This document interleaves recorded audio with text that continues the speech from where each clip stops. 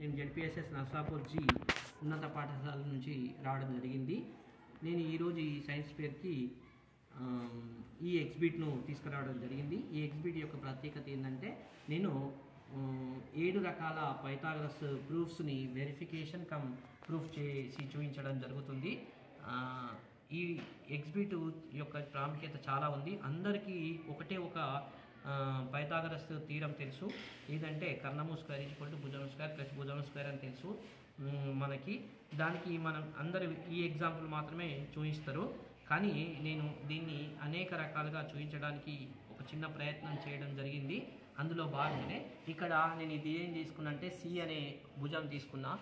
ఇక్కడ నుంచి కూడా ఇక్కడ దాకా సి, ఇది సి. దీని యొక్క వైశాల్యము సి స్క్వేర్ అవుతుంది. ఈ సి స్క్వేర్ని మనం ఏం చేసినామంటే దీంట్లో ఒక 1 పీస్ 2 పీస్ 3 4 5 పీస్ను మనం డివైడ్ చేయడం జరిగింది. దీన్ని ఏ రకంగా డివైడ్ చేసినారో కూడా నేను చెప్తాను. ఇప్పుడు ఈ సి స్క్వేర్ని మనం ఇక్కడ ఉన్న ఈ బాక్స్లో అంటే ఏ స్క్వేర్ బి స్క్వేర్ బాక్స్లో మనం అరేంజ్ చేసినాం. ఇది ఏ స్క్వేర్కి సమానం, ఇది బి స్క్వేర్ సమానం. పైథాగరస్ సిద్ధాంతం అనగానే మనకు తెలుసు కర్ణము స్క్వేర్ ఈక్వల్ టు భుజం స్క్వేర్ ప్లస్ భుజం స్క్వేర్ అని తెలుసు. కర్ణమును మనం సి అనుకున్నాం, ఒక భుజాన్ని ఏ అనుకున్నాం, ఇంకో భుజాన్ని బి అనుకుంటే C square equal to A square plus B square అని మనం చూపించాలి. అంటే ఈ ప్రాజెక్ట్ మొత్తంలో కూడా నేను ప్రతి సందర్భంలో మీకు C square equal to A square plus B square అని చూపించడం అనేది జరుగుతుంది.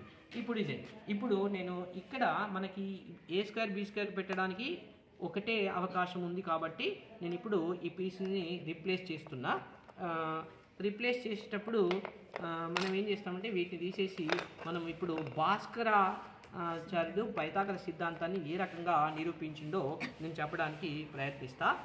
ఇప్పుడు ఇది మనం ఇక్కడ నుంచి ఇక్కడ లెంత్ సి తీసుకున్నాం, ఇక్కడ నుంచి ఇక్కడ లెంత్ సి తీసుకున్నాం. ఈ 4 లంబకోణ త్రిభుజాలు మధ్యలో ఒక చతురస్రం. ఇది ఏ మైనస్ బికి ఈక్వల్ అవుతుంది, ఎందుకంటే ఈ బిగ్ లెంత్ను మనం బి అనుకున్నాం, ఈ స్మాల్ లెంత్ను ఏ అనుకున్నాం. ఇప్పుడు ఈ లెంత్ ఏమవుతుందంటే ఏ మైనస్ బి అవుతుంది. అంటే ఈ చిన్న చతురస్రం యొక్క వైశాల్యము ఏ మైనస్ బి హోల్ స్క్వేర్కి సమానం అవుతుంది. ఇప్పుడు వీటిని ఈ ఒక్కొక్క పీస్ మనం ఆలోచించినప్పుడు ఇది ఏ భుజం అవుతుంది, ఇది బి భుజం అవుతుంది, ఇది సి అవుతుంది. ఇప్పుడు నేను ఈ పీసెస్ని ఇప్పుడు దీంట్లో అరేంజ్ చేయడం అనేది జరుగుతూ ఉంది. మీరు చూడండి. ఇప్పుడు నేను ఇది చాలా అద్భుతమైనటువంటి ప్రయోగం.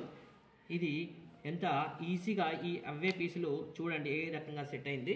అప్పుడు ఇది ఏ స్క్వేర్, తర్వాత ఇది బి స్క్వేర్ కాబట్టి ఏ స్క్వేర్ ప్లస్ బి స్క్వేర్ అంటే ఈ సి స్క్వేర్లో ఉన్న పీసెస్ని మనం ఏ స్క్వేర్ బి స్క్వేర్గా మార్చగలిగాం. ఇది భాస్కరాచార్యుడు చెప్పినటువంటి పైథాగరస్ థీరం. ఇంకొక పైథాగరస్ థీరాన్ని మీకు నిరూపిస్తున్నా. ఇది చూడండి. ఇది ఏ ప్లస్ బి అంటే ఇది ఒక చతురస్రము. దీనికి సమానమైనటువంటి చతురస్రము ఇది. ఈ చతురస్రంలో ఉండే పీసెస్ ఈ చతురస్రంలో పీసెస్ ఒకే కలర్ని కలిగి ఉన్నాయి. ఇందులో కూడా 4 లంబకోణ త్రిభుజాలు ఉన్నాయి, ఇందులో కూడా 4 లంబకోణ త్రిభుజాలు ఉన్నాయి. ఇందులో 2 చతురస్రాలు ఉన్నాయి, ఇందులో ఒక చతురస్రం ఉంది. ఈ క్యాన్సలేషన్ పద్ధతి అనేది మీకు ఈ క్యాన్సలేషన్ పద్ధతి నేను చూపిస్తా. క్యాన్సలేషన్ పద్ధతి ద్వారా పైథాగరస్ సిద్ధాంతాన్ని మనం పల్లెటూరి చదువు రాని ఆయనకి కూడా మనం చూపించవచ్చు. ఇప్పుడు ఇది 2 లంబకోణాలు క్యాన్సిల్ అయినాయి, ఇందులోకి వెళ్ళకపోతే ఇందులో ఒకటి తీసినాం. తర్వాత ఇంకొక లంబకోణ త్రిభుజాన్ని కూడా మనం క్యాన్సిల్ చేస్తున్నాం. ఇది ఒకటి క్యాన్సిల్ అయిపోయింది. అదే రకంగా ఇదొక లంబకోణ త్రిభుజాన్ని కూడా క్యాన్సిల్ చేయడం జరిగింది.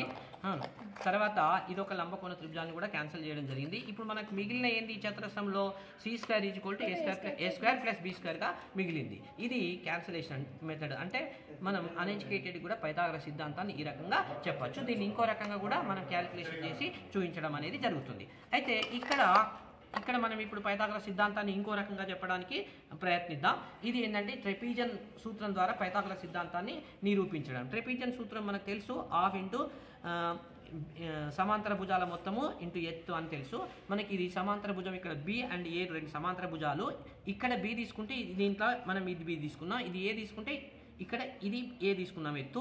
ఇప్పుడు సమాంతర భుజాల మొత్తము ఇంటూ వైశాల్యం తీసుకున్నప్పుడు ఇది ఏమవుతుందంటే ఇది మనకు సి అవుతుంది, ఇది కూడా సి అవుతుంది. కాబట్టి దీని వైశాల్యం సి స్క్వేర్. అంటే ఈ ట్రెపీజియం యొక్క వైశాల్యం సూత్రానికి మనం ఈ 3 పీసుల యొక్క వైశాల్యాలను కలిపితే అది ఈక్వల్ అవుతుంది. ఏ రకంగానో చూద్దాం. ఇప్పుడు చూడండి, దీని యొక్క వైశాల్యము హాఫ్ ఇంటూ ఏబి, దీని యొక్క వైశాల్యం హాఫ్ ఇంటూ ఏబి, దీని యొక్క వైశాల్యం C square, half A B A B అవుతుంది. A B plus C square is equal to మనకి ఏమవుతుందంటే ట్రెపీజియన్ సూత్రానికి ఈక్వల్ అవుతుంది. ట్రెపీజియన్ సూత్రంలో మనకి ఏమవుతుంది, ట్రెపీజియన్ సూత్రంలో సమాంతర భుజాల మొత్తం అంటే ఏ ప్లస్ బి, ఇక్కడ హెచ్ జాగల ఏ ప్లస్ బి అవుతుంది కాబట్టి A plus B whole square అవుతుంది. అక్కడ ఏమొచ్చింది, ఏబి వచ్చింది, తర్వాత A plus B whole square వచ్చింది ఇక్కడ. కాబట్టి అది మనం క్యాలిక్యులేషన్ చేసి క్యాన్సిల్ చేసినప్పుడు C square equal to A square plus B square అవుతుంది. అదే రకంగా tan గ్రామ్ ద్వారా కూడా నేను పైథాగరస్ సిద్ధాంతాన్ని నిరూపించడానికి ప్రయత్నిస్తా. tan గ్రామ్ అనేది మనకు తెలుసు 7 పీసెస్ tan గ్రామ్లో ఉంటాయి. ఈ tan గ్రామ్ మనం ఏకరకం తయారు చేసిన ఒక చతురస్రాన్ని తీసుకొని డయాగ్నల్ని కలపడం ద్వారా డయాగ్నల్ కలుపుతాం, 2 డయాగ్నల్స్ కలిపినాం. తర్వాత ఏంటంటే ఈ రకంగా కట్టింగ్ చేస్తాం, ఈ రకం కట్టింగ్, ఈ 2 భుజాల మధ్య బిందువులను కలిపేసి కట్ చేస్తాం. తర్వాత ఈ భుజం యొక్క మధ్య బిందువును కలిసి ఈ కార్నర్ని కలిపేస్తాం, ఈ భుజం యొక్క మధ్య బిందువు కలిసి ఈ కార్నర్ని కలుపుతాం. అప్పుడు ఇక్కడ రాంబస్ ఏర్పడుతుంది, ఇది చతురస్రం ఏర్పడుతుంది, ఇది లంబకోణ త్రిభుజం ఏర్పడుతుంది, లంబకోణ త్రిభుజం, ఈ 2 లంబకోణ త్రిభుజాలు ఏర్పడతాయి. ఇప్పుడు మనం ఇక్కడ పెట్టేసి చూసినాం చూడండి, ఇక్కడ ఇది మనకు బి స్క్వేర్, ఇది ఏ స్క్వేర్కి సమానం. ఇందులో ఉండే పీసెస్ 1 2 3 4 5 6 7, ఈ 7 పీసెస్తోని మనం ఇక్కడ ఉన్న పీసెస్ అరేంజ్ చేస్తే మొత్తం 7 పీసెస్తోని tan గ్రామ్ అవుతుంది. అంటే A square B square plus A square is equal to C స్క్వేర్కి సమానం అవుతుంది. tan గ్రామ్ ప్రిన్సిపుల్తో మనం tan గ్రామ్ పీసెస్తోని మనం పైథాగరస్ సిద్ధాంతాన్ని నిరూపించడం జరిగింది. ఇంకొక పైథాగరస్ సిద్ధాంతాన్ని కూడా మీకు నిరూపించడానికి నేను ప్రయత్నిస్తా. ఇది చూడండి, ఇది పైథాగరస్ సిద్ధాంతం.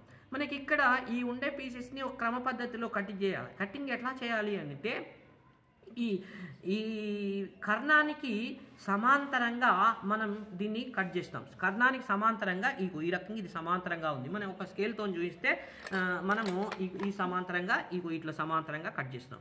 సమాంతరం కట్ చేసి ఈ సమాంతరంగా కట్ చేసి ఫస్ట్ డయాగ్నల్స్ని కలుపుతాం చతురస్రంలో. తర్వాత మనం సమాంతరం గీసినప్పుడు కొద్దిగా యాంగిల్లో అవి కట్ అవుతాయి, దాన్ని మార్కింగ్ చేసి కట్ చేసినప్పుడు ఈ రకంగా వస్తాయి. ఇప్పుడు ఈ పీసెస్ ఈ చతురస్రాన్ని దీని మీద పెడతా చూడండి, అప్పుడు మనకి ఏమవుతుందంటే పైథాగరస్ సిద్ధాంతం ఈ రకంగా కూడా మనకి ప్రూఫ్ అనేది జరుగుతూ ఉంది. ఇగో ఈ 4 పీసెస్ మనం ఇక్కడ పెడతాం చూడండి. ఓకే,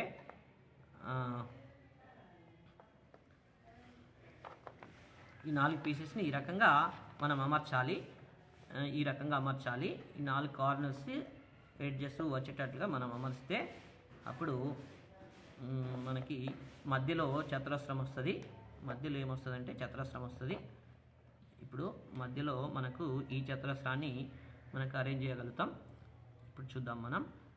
ఇప్పుడు ఇగో ఇది. ఇప్పుడు ఇందులో మనం ఈ చతురస్రాన్ని మనం ఇక్కడ ఏమర్చగలం. ఎంత అద్భుతంగా మనం ఈ పైథాగరస్ సిద్ధాంతాన్ని ఈ రకంగా కూడా మనం నిరూపించవచ్చు. అవునా, ఇది నా ఈరోజు ఈ ప్రాజెక్ట్ యొక్క ప్రత్యేకత. Thank you sir.